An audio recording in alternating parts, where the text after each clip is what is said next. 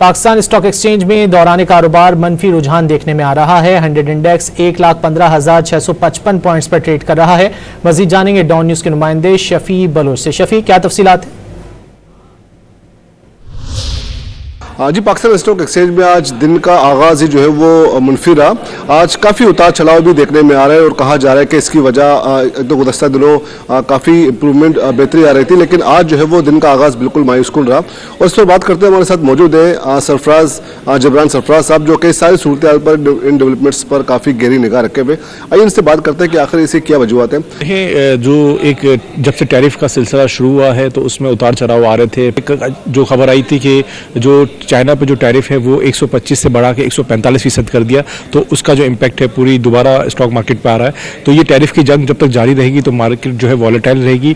जाहिर सी बात है, ट्रेड वॉर जो है वो हल नहीं है।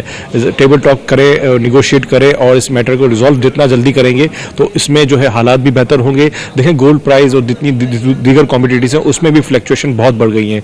और इसके साथ साथ नेक्स्ट वीक जो IMF का वक्त भी आ रहा है, टैक्सेशन पे डिस्कस करेगा और दीगर मामला है, फिर मॉनेटरी पॉलिसी है। तो इसकी वजह से आज जो है इफेक्ट जो है टैरिफ की वजह से मजीद जो देखा गया मार्केट में, ये थोड़ा टेम्परेरी तकलीफ है। इसके बाद जो है, क्योंकि पाकिस्तान की जो आगे जो चीज़ें, बिजली की कीमतों में कमी हो रही है, इंटरेस्ट रेट कम हो रहा है, जिससे इंडस्ट्रियाँ चलेंगी। मेन हमारा पेट्रोल प्राइसेस है वो काफ़ी जो इंटरनेशनल काफ़ी नीचे आ गया था, उसका इफेक्ट भी जो है आवाम को मिलेगा। तो शुक्रिया जबरान। ये आपने सुना कि सरमायाकार काफ़ी पुरउम्मीद है कि मुस्तकबिल में जो है वो इसके मुस्बत असरात देखने में आ सकते हैं कि सूरत हाल ओवरऑल काफ़ी इत्मीनानकुन है। तो मुस्तकबिल में जो है वो काफ़ी जो है वो रिकवरी की जो है वो गुंजाइश है।